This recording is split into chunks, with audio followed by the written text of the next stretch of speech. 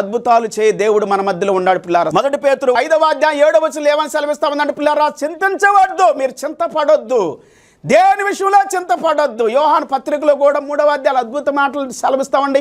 భయపడకుడి, పరిపూర్ణమైన ప్రేమలో భయం ఉండదు.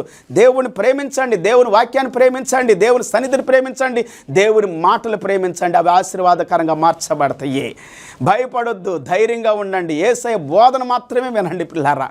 ఎందుకంటే పరలోకం నుండి దిగి వచ్చిన బోధ, మనుషుల బోధ, తప్పుడు బోధలు వినొద్దు, తప్పుడు వాక్యాలు వినొద్దు, తప్పుడు క్రియల్లో పాలువారు కావద్దు.